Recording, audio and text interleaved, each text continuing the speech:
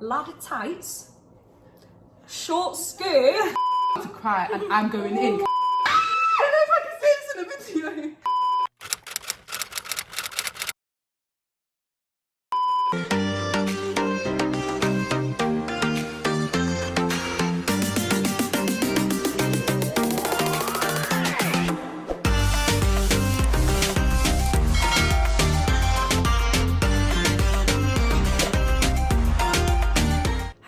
And welcome back to Journey2Med. My name is Lydia. And my name is Hazal. And today we're joined with our amazing friend FAYE. Go check out her YouTube channel, guys. She's and hilarious. her Instagram. Literally. In today's video we're going to be discussing 6 things we wish we knew before our medical school interviews. So obviously the UCAT season's over, UCAT applications are in, and right now it's basically interview season. So we thought we'd give you guys what we wish we knew before our interviews. We're going to be including some funny story times as well, so get some coffee, get a blanket, sit down and enjoy. If you like this video, remember to check us out on Instagram and also subscribe and like and comment.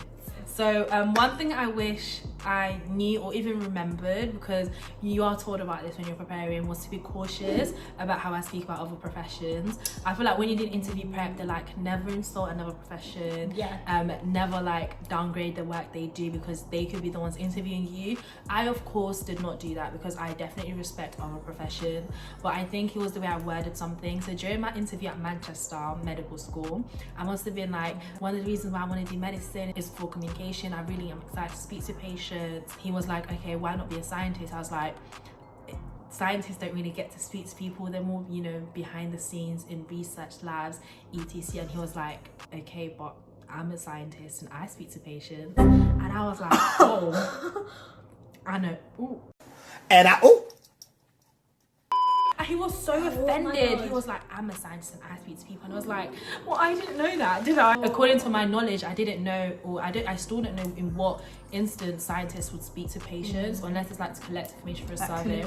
I mean, I don't know. Even then, I wasn't trying to be insulting or anything, but he got offended, and that station, it just destroyed the rest of it for me. Good thing was MMI, and I could redeem myself in the other stations. But yeah, guys, OMG, just be careful how you word it, because you don't know who you're speaking to. Yeah. Oh my god. It's so mean how they try and like catch you out on things. I know, you know? yeah. Like, it's unnecessary. Not all of them try and do that, but the ones that do, it's like, why? You know, I did my prep, I'm trying my best. You're like, you're already nervous. Yeah. You're already stressed. Literally. And when you feel like you've said something wrong, it's like, that's it. And that reminds me of what Julia was saying. So we did a group video. I'm gonna put a thumbnail of it here, so go check it out. But one of our friends was just saying how one of the interviewers actually said that she was chatting during her interview, which is like, how is that going to make someone feel for the rest of the interview, you know? It's just, I don't know, you just have to, I guess, have that thick skin to keep going regardless of the type of interview you get. It's really character building, let me tell you that. I'll tell you that much. And yeah, just to add on to that, my interviewer at Queen Mary, so where I am now, he was just rude. He cut me off. He made me sound like my answers were silly and stupid. Like, he'll be like, what do you mean? He'll be like, are you sure? Like, making me second guess myself. It was a bit patronizing. Oh, we had the same one. We had the same interview. Back to back. Yeah. Luckily, she went in, came out. Her face was like, I was like, she was about to cry, and I'm going in. You'd think the problem is you, like you think you've done something wrong, but sometimes maybe they're woken up on the wrong side of the bed, or maybe they were, you know, told to be a bit more stern and a bit more, you know. Also, it's a full day of interviews and you're asking people the same questions. That is true. Like, also, I think a lot of people, their answers are very rehearsed and they've watched the same, like, they've read the same interview book, they've watched the same interview videos. Yeah. And I'm sure, as an interviewer, they are probably sick. If you're at the end of the day, they're probably sick and tired of like listening to bloody wannabe medical students saying why they want to do medicine because So I think it might be that they've been told to do that, or they might just be they want their lunch, or they want to go home. Don't ignore how the other person is behaving, but at the same time, if someone is being rude and like obnoxious, then just look past it. Look past it. Mine is a little bit of a wardrobe malfunction one, because I had a little bit of a wardrobe malfunction of mine. Of course you did. Of course you did. It's fake. So I had 2 wardrobe malfunctions. Number 1, my tights were laddered. Yeah, I know. And I didn't bring spare tights. Yeah, I know. I was wearing a dress, and like, I think it is always good to just wear tights. Yeah. But I actually went into my interview with a dress and bare legs because I was like, I'm not wearing laddered tights. To make it worse, so I tried on the dress. How do I word this without being like... Girls, try on your outfit with the same underwear.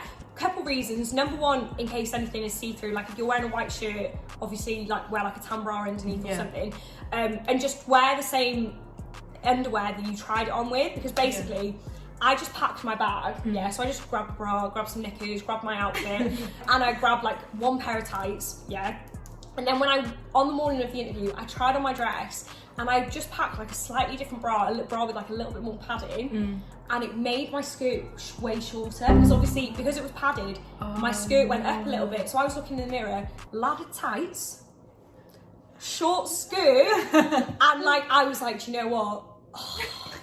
Oh, there go my chances.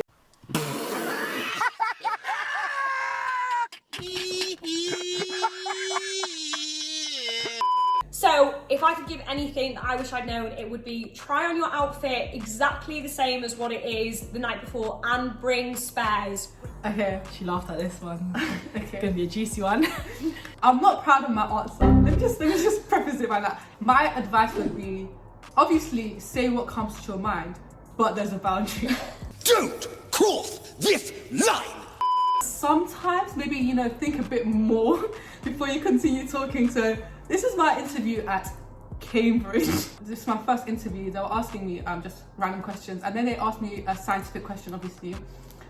And then they were like, how would you measure the volume of blood in a human? Like, how would you measure the volume of blood? I stopped for a bit, I thought, and I was like, you could just drain the blood out. It's okay. It depends on if you want to keep the subject alive. That's what she said. It depends. It depends. It's obvious why I didn't get an offer, but It's okay. It's okay. do you know what? I just didn't know, and I was like, okay, how can we get access to blood? And then, Say what?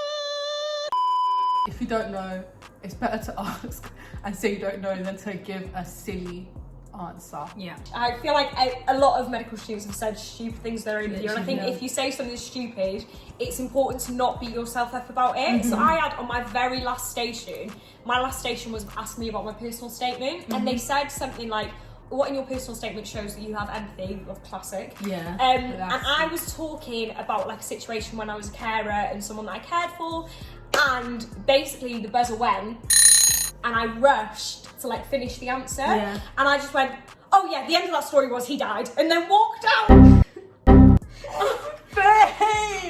Yeah, and then I walked out, and I was like, why the hell did you say that? Why did you say that? Why did you say that? But it was the last station, so it didn't like knock my confidence. That's good. Yeah. But I reckon if that had been the first or second station, that would have ruined me for the rest of the interview. So I think, you know, obviously, don't say something stupid. Like, in an ideal world, don't say something stupid. But if you do, move on. Move on. They're used to it. They're not shocked. It's it's because I feel like it's just such a high stress, Pressure. intensity, pressure. Oh my God. So just like, I need to get an answer out. And then you go and say what I said. So I think that just does come down to you and being able to like control yourself in such situations. And sometimes it genuinely is better to say, like, I'm not too sure, because you give me a bit more guidance with this question, so I can possibly come up with an answer. That's a good little phrase, actually. Exactly. Yeah, someone Keep like it that right down. Right. Someone should have told me that. Right down. But yeah, anyway, don't do what we did, but Yeah. you learn from your mistakes. Exactly. Yeah. Yeah, that's so true. The next thing that I wish I knew before my interviews was not to do too much on the day. I remember going to my Kiel interview, because I didn't actually stay overnight at a different city for my interview. So I went on the day. I went really early, and literally, guys, I had a rucksack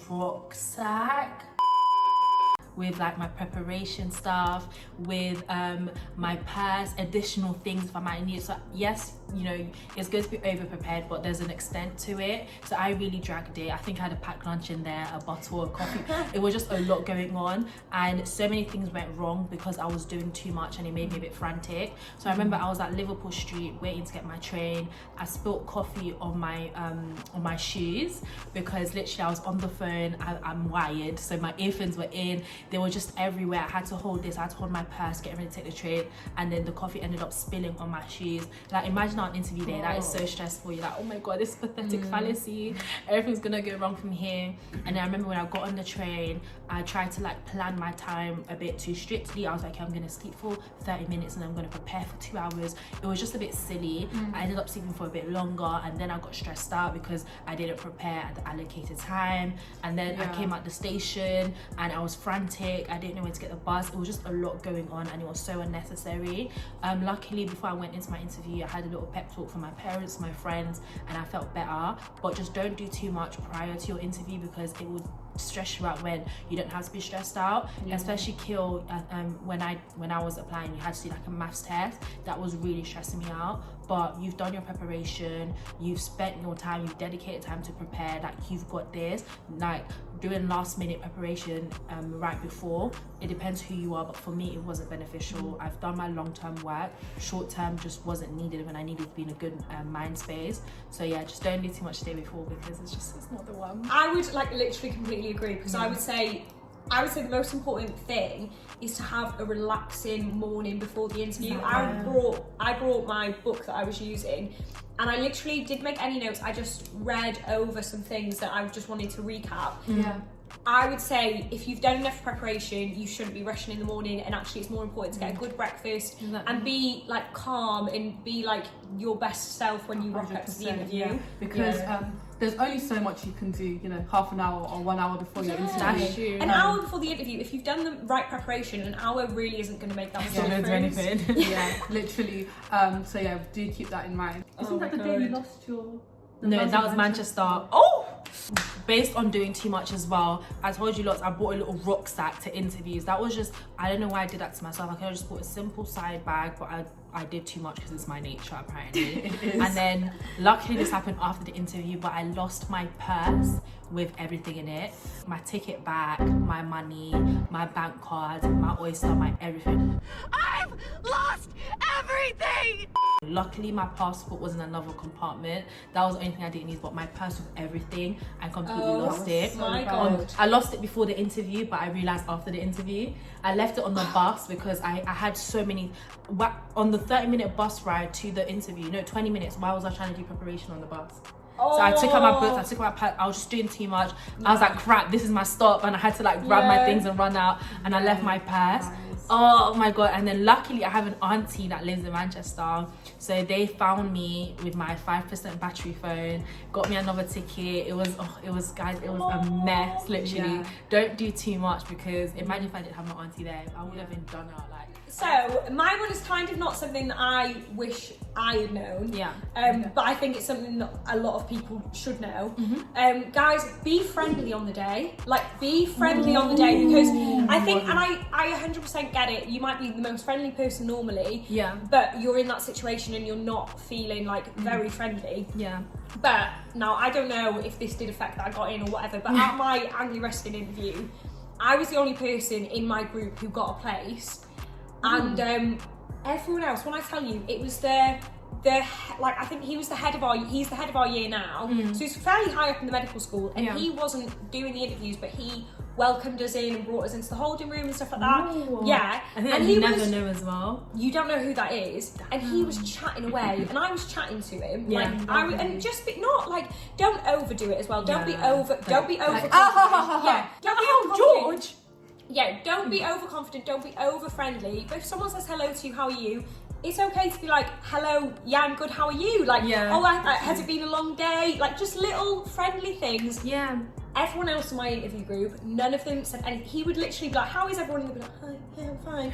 And I was like, yeah, I'm good, how are you? And he'd be like, yeah, it's been a long day, whatever. A large part of your interview is to make sure that you at least have some sort of confidence around people. Being a doctor, you need people people skills. If you cannot say hello, how are you to someone, to a stranger, that is your job. Yeah, literally. So I would just say, and obviously that clearly, like, they didn't get in, you know. And she got in, I'm going to take the hint. But like just a simple hello, and do you know what as well? I think positive human interaction relaxes you. That's 1000%. And even talk to the people, because as well, I said to them, like the other candidates, I was like, hi, how are you? Like, how far have you travelled? Like, nothing. If you talk to other people, the people who, okay, they are your competition, but they're not your competition. Like, just walk in and say hello to the other candidates, say hello to the staff, say hello to the receptionist. Just say hello to people, be friendly, be nice, because not only will it put across a good impression of who you are, but it will also probably put you in a good mood and put you more at ease for your interview.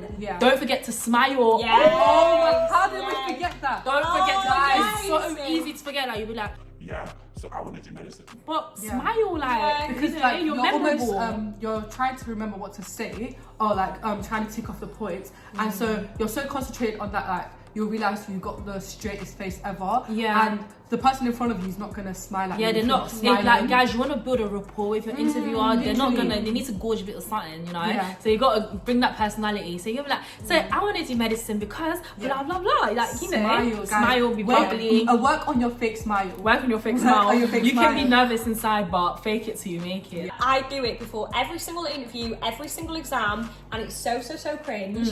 But okay, so there's this thing where basically you stick a pencil, obviously with Corona, maybe don't like, but you stick a pencil in your mouth like this, like, and apparently this isn't scientifically based up, but placebo. Okay. What are you making up? So because you do this, it tricks your brain into thinking you're happy and puts you in a better mood.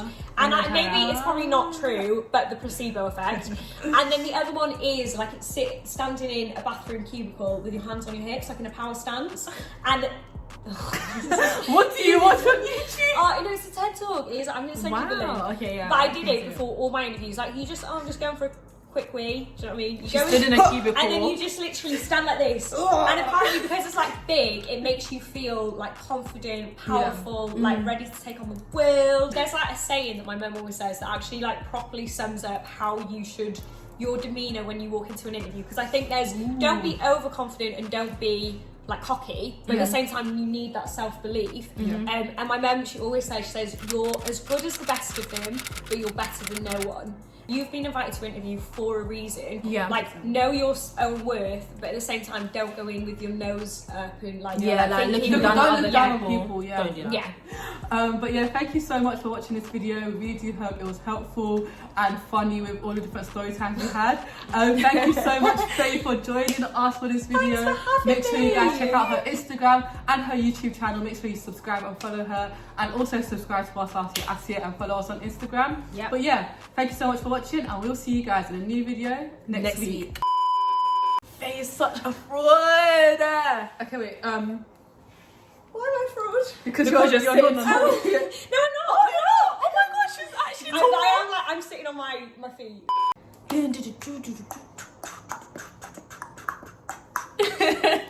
At 5 o'clock in the morning, I had an idea for a video. I should grab my phone. And I like wrote it down really quick. And then I looked at it in the morning and I was like, that's a shit idea. Oh, I'm so you know embarrassed. this story? Yeah. I don't know. I'm so embarrassed. Say hello to like whoever you like. If they, as I said, don't be over friendly. I'm not in. I'm waffling. Bye. Bye. That was so fun to Yeah, that was so good.